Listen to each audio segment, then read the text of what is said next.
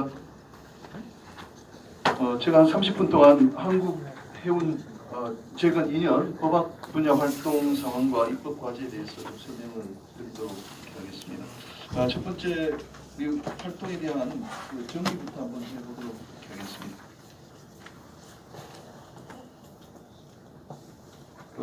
활동에 대한 정의는 크게 세 가지로 볼 수가 있습니다. 첫째는 우리 해상법 분야에서 어떻게 맞는지 하는 것이 있고, 사실은 이제 선박금융법하고 회사도산법도 중요한데 그럼 해상법 분야에 사실 속하지는 않기 때문에 좀 따로 떼서 보고요.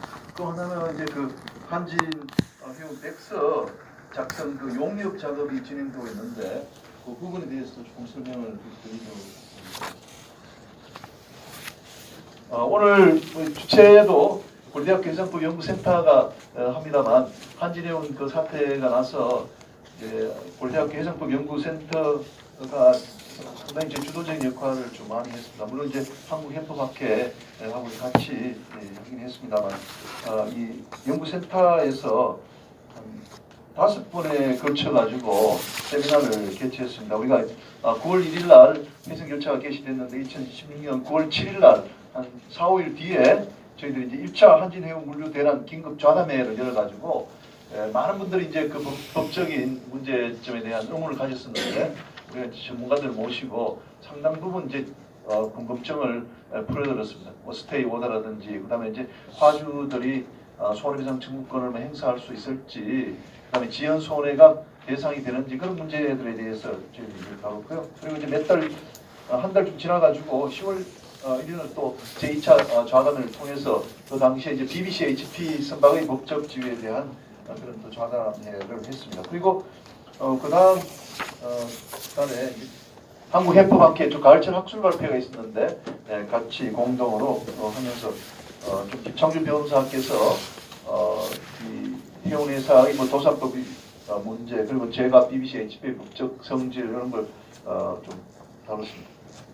그리고 이제 그 작년 8월 30일 날 우리 그 제3회 항만물류법 세미나 이제 공동으로 한진해운 사태 1주년 법적 정책과 도약 방안에서 국회에서 큰 발표회를 이제 가진 바가 있습니다.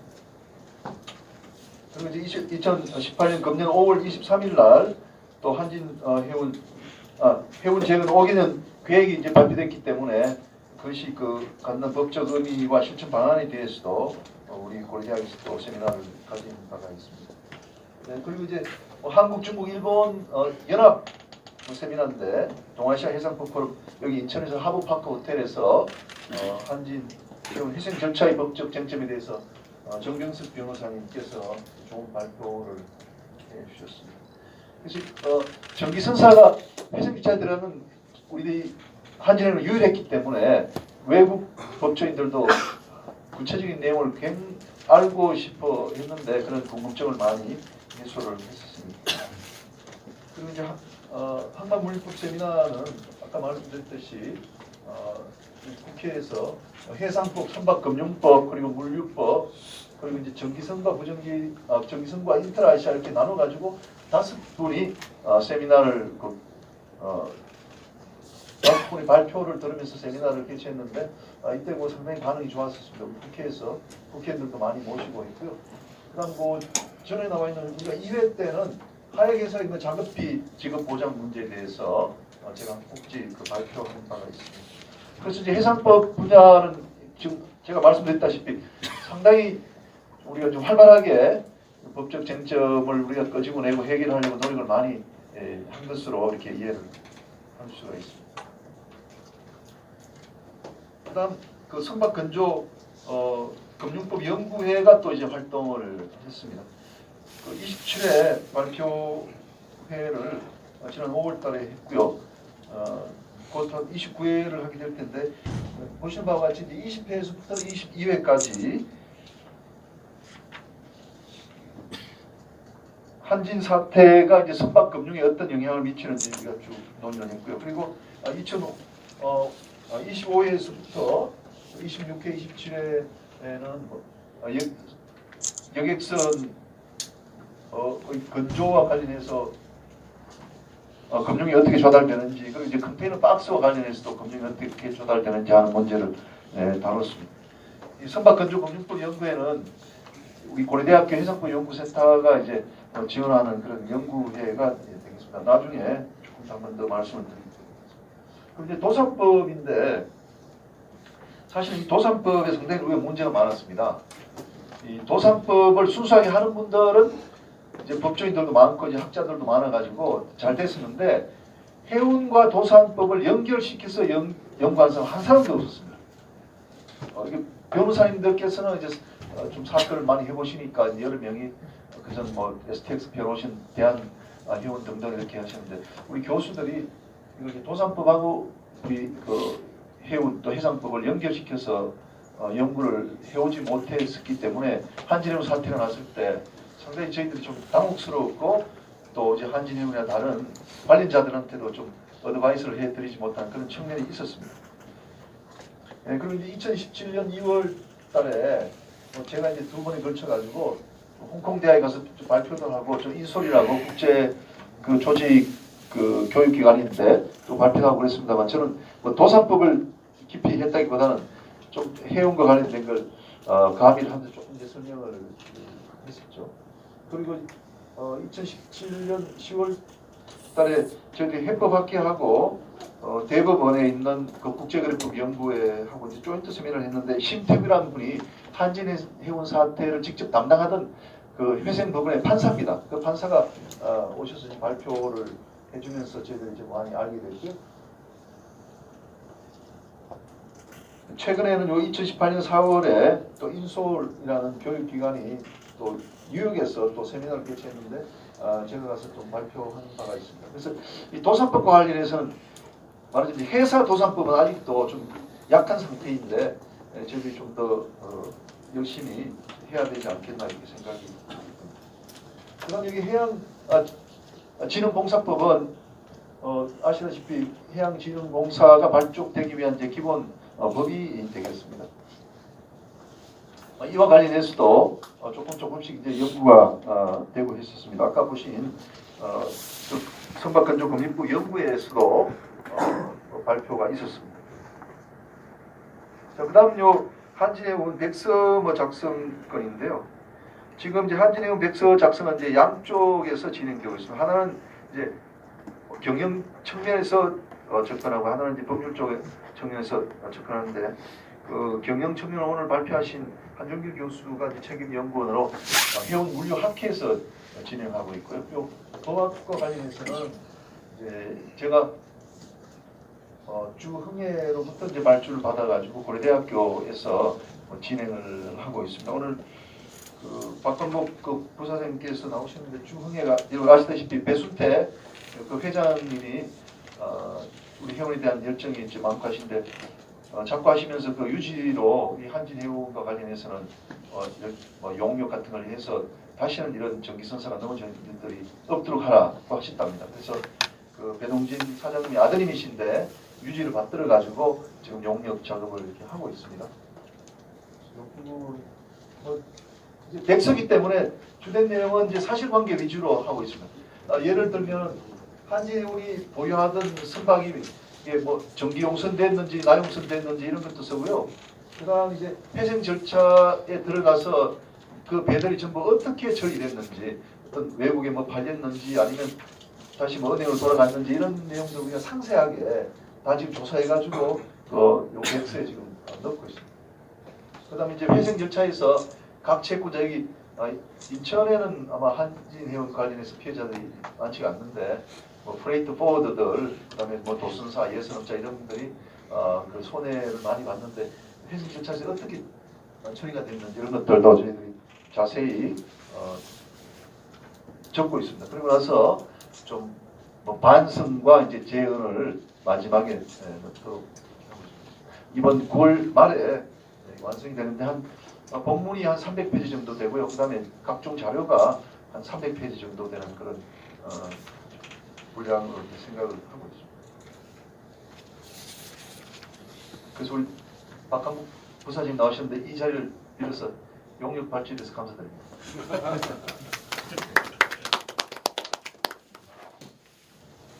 자, 그다음에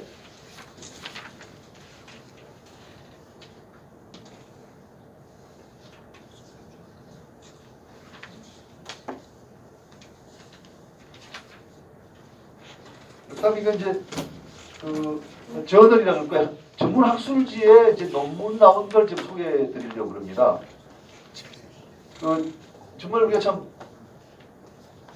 후회스러운 일인데 뭐 STX 페어로시나 대한해운이나 이렇게 큰 회생 사건들이 한진해운 이전에 한 10건 정도 있었던 걸로 알고 있습니다. 그렇지만 우리가 이제 해상법과 연결시켜 가지고 좀 해운 쪽에 그런 저 학술 논문이 발표가 되지 않았어요. 순수하게 도산법적으로 접근한 논문들은 이제 뭐 한두 편 있었는데 우리 업계에서 이거 도산 절차가 진행되고 어떻게 해야 됩니다 하는 그런 유의 저널에 그 발표가 하나도 없었어요.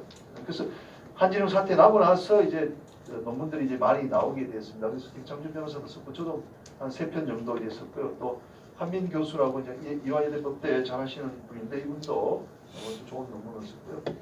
그다음 제가 여기 홍콩대학에 가서 리걸 리플리케이션 오브 한진 shipping's rehabilitation에서 한진해운 회생 절차의 뭐 법적 그 합의해서 홍콩로 저널에 이걸 실었기 때문에 이제 전 세계적으로 좀 한진해운 사태에 대해서는 좀 알 수 있도록 그렇게 됐습니다. 그리고 이제 황인영 변호사가 일본에서 또 이렇게 발표를 했습니다. 그리고 일본 항공도산 사건이 우리 한진 사건하고 좀 비슷한데 저 항공기 전기 운항 사업이기 때문에 이게 이제 2017년 2월달 좀 더 늦게 나왔습니다. 저게 한진해운 사태 나기 전에 저게 나왔어야 되는데 그리고 이제 최근에 제가 이제 지도해 갖고 우리 고려대학에서 박사학위가 하나 나왔습니다. 해운회사의 국제토산에 관한 연구에서. 그래서 이제 앞으로는 우리가 저는 저널의 논문들을 보시게 되면 회생 절차에 들어가도 어떻게 하면 살아나겠다 등등 그래서 좋은 정말 지침이 되리라고 생각합니다. 그리고 여기 뭐 준비해왔습니다. 이제 그 저널뿐만 아니라 저희들이 중앙일간지 뭐 조선중앙 또는 뭐 매경, 한경에 칼럼류가 상당히 많이 나왔습니다. 우리 한진해운 사태와 관련해서 한 15개 정도 칼럼이 나왔을 겁니다. 우리 한중기 교수도 쓰고 저도 쓰고 전준수 교수님도 쓰고 한 15개 정도 나왔는데 우리나라 해운 역사상 중앙일간지에서 그렇게 많이 칼럼을 받아준 적이 없어요. 그래서 지금은 저희들이 이제 중앙일간지하고 상당히 이제 연결이 되어 있기 때문에 우리 해운의 입장을 이제 잘 전달할 수 있는 홍보 수단을 갖고 있다는 점에서 우리가 한진해운 사태에서 하나의 이제 플러스라고 이제 제가 말씀드리고 싶습니다. 그다음 이제 해상법상의 이제 입법 과제에 대해서 한번 살펴보도록 하겠습니다. 우리 한중길 교수님께서 뭐 좋은 제안을 많이 해주셨는데 우리 법학자의 관점에서 봤을 때 이런 것 같습니다. 우리 이제 법이 단순하게 이론으로서 존재하는 것이 아니라 현실의 문제를 해결해야 됩니다. 지금 정기선거 관련해서 가장 큰 문제는 우리나라 정기선사들이 화주로부터 신뢰를 받지 못하는 것 같습니다. 그래서 한국의 정기선사에게 화물을 실으면 우리가 보호받고 있다는 그런 필링을 주도록 우리가 해야 되겠다는 거죠. 그래서 그걸 우리가 법적 제도를 어떻게 만들어 갈 거냐 하는 이제 고민이 저희들 이제 해상법 학자들한테 주어진 과제가 되겠습니다. 그래서 제가 처음에 생각하는 게 이겁니다. 이제 그 선사에서 오신 분들은 이거 선사가 손해가 아니냐 이렇게 말씀하실지 모르겠습니다. 우리가 이제 배가 소유한 배에다가 화물을 실을 수도 있고 그다음에 용선한 배에다 화물을 실을 수도 있는데 지금 제가 말씀드리는 취지는 우리가 나용선 해온 배에다가 짐을 실었을 때 이제 채권자들이 그 나용선자 화주 같으면 그 나용선된 선박에 대해서도 우리가 가압류가 되도록 우리가 영어로 어레스트라 그러면 어레스트 되도록 해줘야 되는 것이 아니냐. 우리 편의 지적해가지고 뭡니까 등기 소유가 안 되는 경우가 많기 때문에 우리가 가압류라는 건 채무자의 소유의 재산에 대해서만 할 수 있는 거거든요. 그러다 보니까 우리가 아무래도 편의지적이 많아서 불리한 점이 있는데 이런 뭐 나용선 요즘 이름이 바뀌어서 선체용선입니다. 선체용선 선박에 대해서도 이제 가압류가 가능하도록 해줘야 되는 것이 아니냐. 중국이 그렇게 되어 있습니다. 중국이요. 그리고 가압류 조약이 또 그렇게 되어 있거든요. 그래서 너무 선주나 운송인에게 불리하게 할 수는 없지 않느냐. 근데 이제 그 국제 조약 가압류 조약에 따르면은 현재 우리는 어떤 채권에 대해서든지 그 운송인이 소유하고 있는 선박에 대한 가압류가 가능합니다. 그렇지만 우리 가압류 조약이나 중국법에 따르면 선박과 관련된 채권만 그게 가압류 채권이 되는 겁니다. 그러니까 채권을 또 줄여주는 거죠. 그렇게 함으로써 이제 균형을 맞춰야 되는 게 아닌가 이렇게 생각하고요.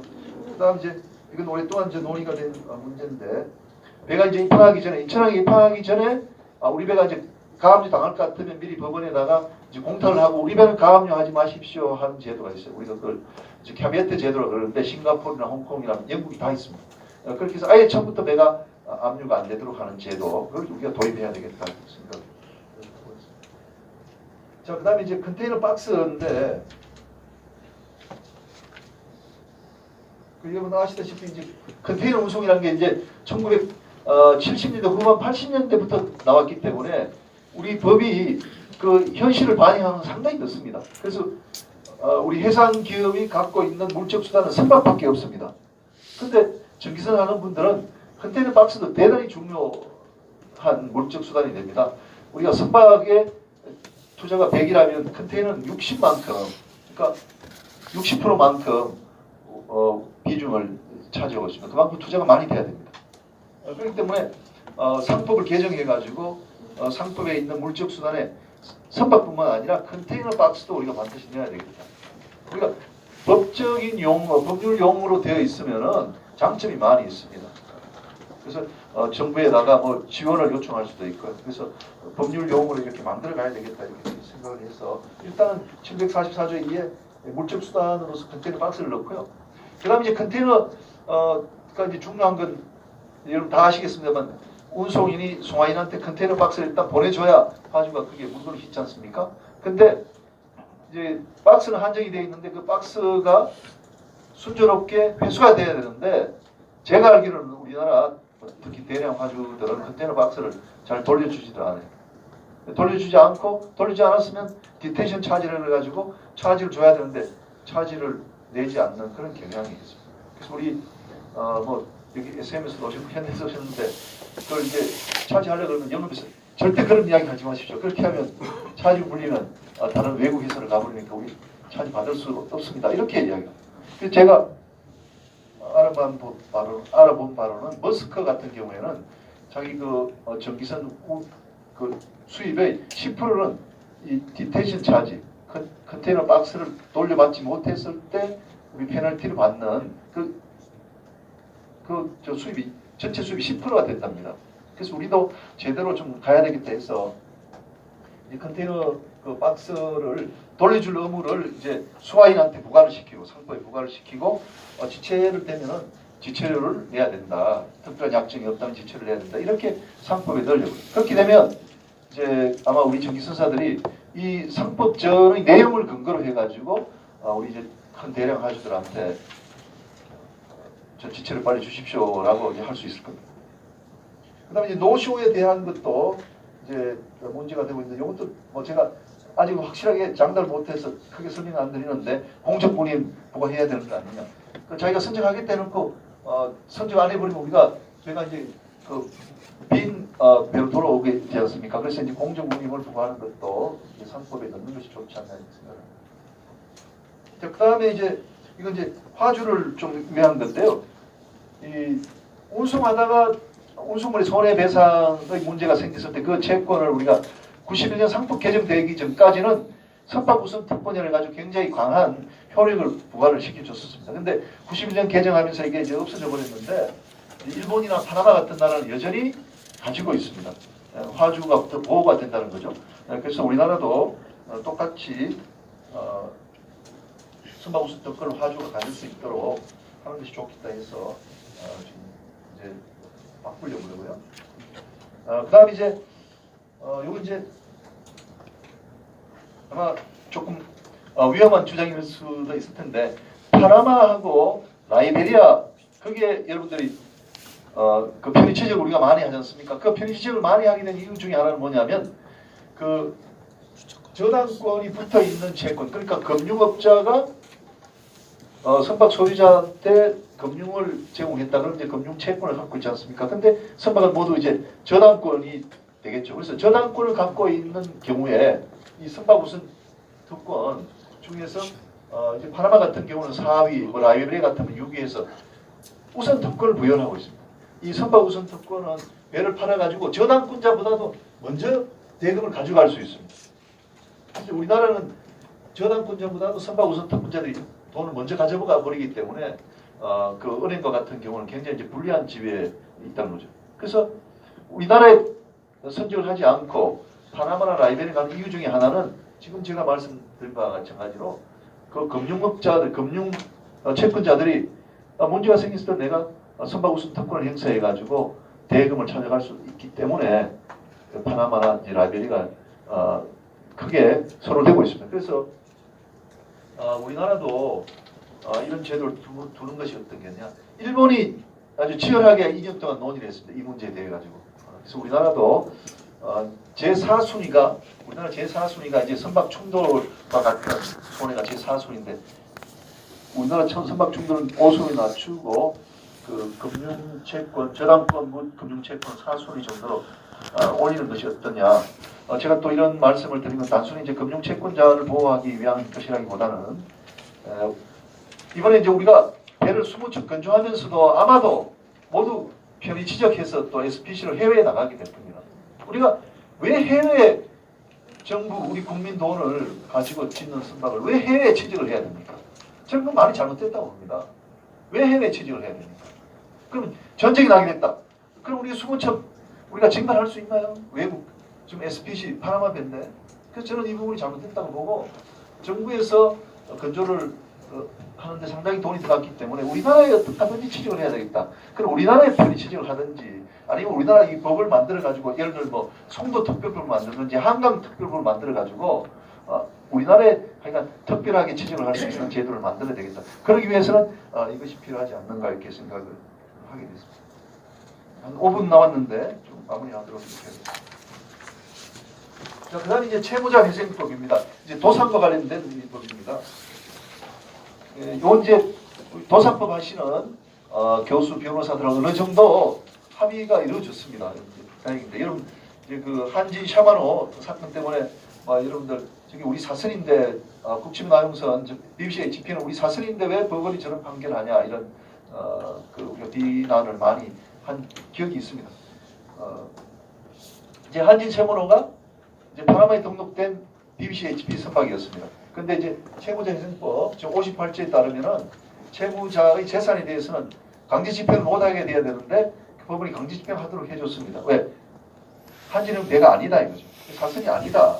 그런 이제 판단이 내려졌습니다. 이 법원은 그 채권자가 선박 그 연료를 공급한 사람입니다. 그럼 선박 연료를 공급하는 사람도 그 배에 대해서 채권을 충분히 행사할 수 있어야 되는 거 아니냐 해서 채권자를 보호하기 위해서 그런 판단을 내린 바가 있습니다. 그렇지만 우리가 이제 채무자회생법이라는 것은 일단 회생에 들어가면 그 사람, 그 채무자를 살려주는데 주 목적이 있기 때문에 우리가 BBC HP 선박은 우리 사선으로 인정을 해도 충분한 그런 논거가 많이 있습니다. 그래서 특별하게 58조에다가 채무자 재산 옆에다 우리가 관료를 해가지고 예를 들면 소유권 유보부 선체 용선에 대해서 말하자면 BBC HP 선박에 대해서는 강제집행 채권자들이 못한다.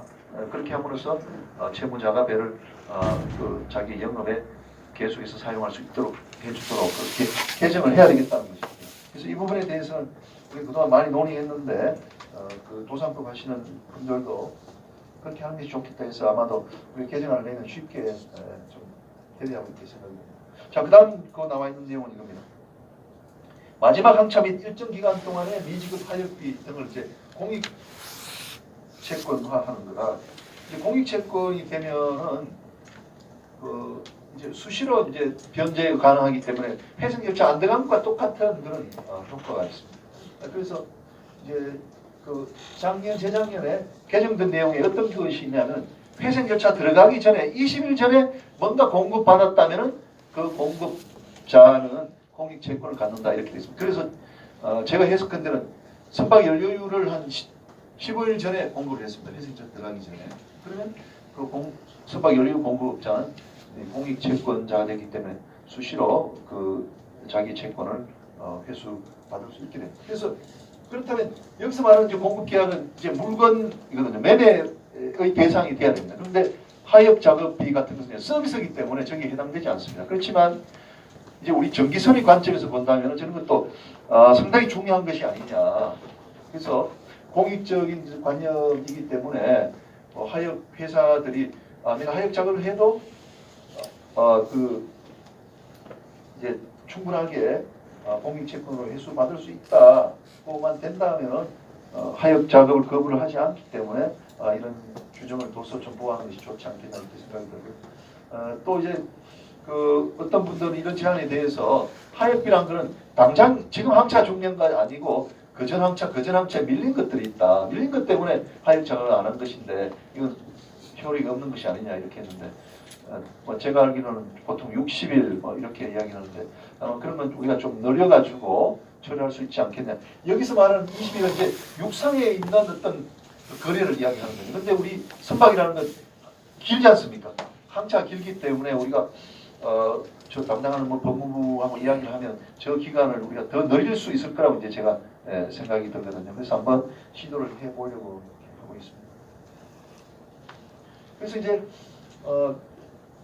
제 관념은 뭐냐면은 이 물류 대란이라는 건 전체 공급 사슬하고 연결이 되기 때문에 공익적인 개념을 가지고 있다 이거죠. 특별하게 하역 회사를 보호하기보다는 하역 작업이 안 되면은 물류의 전체 문제가 생기기 때문에 그건 공익적인 관념이 들어가야 된다 이렇게 말씀드립니다. 자, 그다음에 이제 뭐 두 가지 정도 남았는데요. 그 해운법상 입법 과제인데요. 물류자에서 포워드를 전기 화물 운송 사업자로 등록해야 된다는 내용입니다. 예, 제가 말씀드리고자 하는 물류자 회사로서의 포워드입니다. 우리 한 3,000개 정도 되는 조그만 그 포워드들, 고유용의 포워드가 아니라 이제 대기업의 물류자 회사를 제가 말씀을 드리는 겁니다. 저희 이제 상법을 이제 강의할 때 포워드들이 이제 운송 주선인이지만 화주와 운송 계약을 체결하게 되면 이제 계약 운송에 대해서 상법상 운송이 된다. 그래서 굉장히 유용하고 좋은 존재다고 이제 설명을 하게 됩니다. 근데 포워드들은 아다시피 자기가 이제 물적 수단이 없습니다. 선박이나 컨테이너 박스를 안 갖고 있기 때문에 반드시 우리가 SM이나 현대성승과 같은 이 전기선사에 찾아가서 자기가 화주로서 운송을 또 위탁을 해야 됩니다. 근데 여러분 생각해 보십시오. 프레이트 포워드는 우리 외항 전기선사 실제 운송인이 없으면 존재할 수가 없지 않습니까? 그럼에도 불구하고 최근 10년 동안 우리나라에서 일어난 그 상황을 보면은 이 외항 전기선사 실제 운송인들은 하청업자에 지나지 않는 정도로 지위가 약화되어 버렸습니다. 대기업들이 대량 화물을 자기 자회사인 포워드들한테 물류자회사들한테 주게 되고 그렇게 힘이 생긴 물류자회사들이 낮은 운임으로 개개의 화주들한테 찾아가서 물건을 싸게 또 가져옵니다. 그러니까 외항 전기선사가 직접 화주들하고 계약을 체결하려면 되지 않습니다. 그리고 물류자회사들이 또 직접 외항 전기선사에 찾아와서 운임을 더 낮게 해달라고 합니다. 자기도 이제 파워가 있으니까. 그리고 안 되면 외국 전기선사에 가고 이렇게 하는 문제가 생겼습니다. 그래서 제가 이번 기회가 있어서 한 몇 달 동안 이제 자세히 봤는데 우리가 그동안 잘못 가르쳤구나. 해상법상으로는 유효한 존재지만 해운법상으로 말하는 경쟁법상으로는 이게 지금 불균등한 상태에서 경쟁이 되고 있다. 기울어진 운동장이다. 그래서 이 부분을 바로 잡아야 되겠다 생각합니다. 그래서 선주협회에서 그 이제 우리 공정거래법상 개정 작업은 제 담당이 아니고 우리가 이제 해운법상으로도 보니까 이게 물류정책기본법에서 이제 운송주선인으로서 등록해가지고 사업을 할 뿐이지 이 사람들이 실제로 계약 운송인이 되어서 들어오기 때문에 그 전기화물 운송 사업자입니다. 그럼에도 불구하고 해운법의 적용 대상이 아닙니다. 그래서 제가 주장하고자 하는 우리가 무선박 외항 전기화물 운송 사업자로 등록해야 된다. 제2조 10호의 정의 규정을 둬서 송화인으로부터 운송을 인수하여 외항 전기화물 운송업자에게 운송을 위탁하는 자는 우리가 무선박 외항 전기화물 운송 사업자라고 정의를 하고 그러고 나서는 이제 등록이 되고 그다음에 이제 우리가 규제를 받게 되지 않습니까? 그래서 해운법상의 운임 규제를 받도록 해야 되겠다. 이건 이제 우리 독자적인 견해가 아니라 이미 미국의 쇼핑 액트에서 MVCC는 그런 규제를 받고 있습니다. 우리는 그런 규제 없이 이제 왔던 것이죠. 그래서 좀 제대로 돼야 되겠다. 우리가 물론 이제 이런 물류 자회사들을 종합 물류회사로 키워주는 거 환영합니다. 물류 정책 기본부에서 우리가 크게 해줘야죠. 그렇지만 이 부분에 대해서 우리가 제대로 돼야 되겠다는 말씀입니다. 자, 그다음 이제 해운재건 오기는 계획 관점에 대해서 간단한 설명을 보겠습니다. 아까 이제 한중길 교수님이 잘 말씀하셨는데 이제 세 가지가 있습니다. 안정적 화물 확보.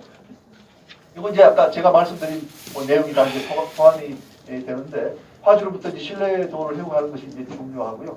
그다음에 이제 경쟁력 있는 선박을 확충하는 문제는 이제 해양진흥공사를 이제 활용하게 되는데. 제가 볼 때는 현재 이제 자본금이 제5조에 지나지 않습니다. 공사법 제5조에 의하면. 그리고 사채 발행도 자본금이 4배까지만 할 수 있기 때문에 우리가 제대로 되려고 그러면 이 5조의 자본금을 이제 확대할 필요가 있지 않느냐. 그래서 앞으로 우리 이제 해상법 또 선박금융법 학자들한테 하나의 숙제다라고 말씀을 드리고 그다음에 이제 반드시 SPC를 국치고 나용선으로 해외 취득해야 되는가 하는 문제를 여기다가 제가 듣고요. 그리고 이제 국치고 나용선을 해외 SPC를 하더라도 제가 항상 주장하는데 우리나라에 나용선 등록을 해가지고 안전에 대해서는 우리가 완전히 관리를 하도록 해야 되겠다. 그러면 어떻게 되겠습니까? 우리나라에 나용선 등록해서 우리가 안전에 대해서 관리를 하게 되면은 우리가 편의 지적선을 사실을 뜨고 보는 그런 것들이 없어지게 될 겁니다. 괜히 국세청 이런 데서 이상하게 세금 어떻게 하는 거 아니냐 이런 이야기를 할 수 없는 왜 우리가 안전 관리를 다 하고 있기 때문에. 그다음 우수한 선도 필요한데 우리가 장차 이 병역특례법의 문제가 또 있기 때문에 병역법 같은 거 잘 봐야 될 거라고 생각하거든요. 그다음에 선사 경영 안전 지원은 아까 이제 한 교수님하고 전적으로 이제 같은 생각입니다. 제가 경영은 잘 몰라도 현대상선이 20척의 배를 발주한다는 현대상선의 자기 자본은 10%밖에 들어가지 않을 겁니다. 그러면 90%는 전부 외부에서 차입을 해야 된다. 그러면 어떻게 되겠습니까? 부채비율이 엄청 올라가지 않겠습니까? 그러면 어떻게 되겠습니까? 부채비율이 그렇잖아도 우리나라 선사가 많은데 더 크지면 안 되겠다. 그러면 자본을 확충할 수 있는 자본을 확충할 수밖에 없다는 거죠. 그래서 이제 어떤 방법을 할 것인가가 앞으로 큰 숙제가 될 것 같습니다. 그래서 여기에 이제 해양진흥공사가 이제 투자 기능을 또 확보를 해야 될 테고요.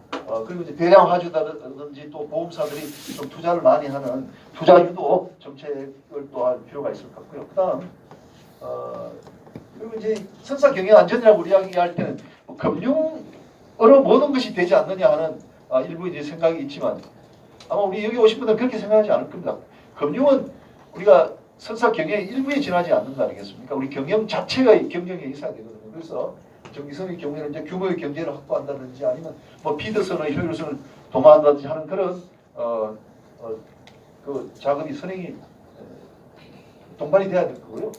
그다음에 이제 스크러버, 그다음에 조유왕 추가 비용의 분담의 문제인데 저는 이 부분에 대해서는 IMO가 정말 잘못하고 있다. 규제 자체는 좋습니다. 근데 IMO가 비용에 대해서는 선사들이 다 알아서 하라고 맡겼지 않습니까? 근데 이 IOPC 펀드 옛날 한 20년 전에 선배들은 이렇게 일을 안 했습니다. 선배들 IMO 법률위원회에서 좋다. 그러면 유리검 사고가 자꾸 난다. 그럼 선사의 책임은 일정하게 책임 제한이 되어 있기 때문에 정유사들 좀 분담해라. 물이 화물이었다면은 그 오염사가 안 날 거 아닙니까? 너들 화물 때문에 사고가 나는 거 아니냐. 그래서 정유선사들 돈 모아가지고 일정한 금액을 우리가 기금 마련해가지고 손해 보상해 주도록 해서 만든 게 IOPC 펀드입니다. 이번에 허브웨이 스피리트 오염 사고에도 한 2천억 정도가 펀드에서 나왔죠. 그와 마찬가지로 이 스크러버 조향 추가 비용도 그렇게 분담이 난 돼야 된다고 봅니다. 환경 문제 아닙니까? 환경 문제는 인류의 문제죠. 우리 선사의 문제가 아니거든요. 그러면 정유 선사도 좀 부담을 해야 되고 화주도 분담을 해야 되고. 장기 운송 계약 체결하는 회사들 잘 된다고 알고 있습니다만 그렇지 않고 이제 이 전기 선사는 화주가 그렇게 많은데 어떻게 분담시키기가 어렵지 않습니까? 그래서 이런 건 좀 국제 공조 체제로 가야 된다 이렇게 생각을 하고요. 그다음에 이제 마지막 문제인데 우리나라 전기선사들이나 또 포전기선사들도 괜찮은 데는 종합물류기업으로 빨리 가야 되는 거 아니냐. 여러분 NYK 홈페이지 가보십시오. NYK는 뭐라고 하냐면 우리 전기선 가지고 유럽에 있는 회사들을 경쟁하지 않습니다. 우리는 30%만 합니다. 이렇게 하고 있어요. 그래서 포트폴리오 해가지고 다른 분야에서 육상물류에서 수입 많이 얻어서 이 전기선은 안정되게 가져가고 있거든요. 그래서 우리도 이렇게 해야 되지 않나 이렇게 생각이 들고요. 그리고 우리도 부전기선사 괜찮은 데하고 전기선사 괜찮은 데하고 조합으로 포트폴리오 짜는 걸 한번 생각을 해봐야 되겠다 생각됩니다. 그다음 마지막인데요. 이제 해상도학계는 많은 활동을 했습니다만 사실 제가 이거 쓰면서 상당히 부끄럽게 느낀 거 뭐냐면 우리가 입법 활동을 하나도 못했습니다. 이게 이렇게 해서 법을 고쳐주십시오 하고 국회에 가져가든지 해양수산부 가져가든지 해야 되는데 우리가 그런 작업을 하지를 못했습니다. 그래서 이 작업을 앞으로 이제 하도록 그렇게 하고요. 그다음에 이 부분은 아까 말씀드린 중앙단체 우리 칼럼을 많이 쓸 수 있게 되고 이제 선박금융법이나 회사도산법이라든지 세제 같은 것도 같이 우리가 연구할 수 있도록 해상법의 범위를 좀 더 넓혀야 되겠다 그런 말씀을 드립니다. 그리고 마지막인데 오늘 나온 발표 내용, 토론 내용에 대해서는 제가 딱 정리를 해가지고 지금은 제가 이제 정책자문위의 위원장이라서 그 기획조정실장하고 장관님하고 수시로 연락이 되기 때문에 오늘 그 내용도 생각하면서 알고 계십니다. 그래서 바로 들여가지고 입법에 바로 반영이 될 수 있도록 감사합니다.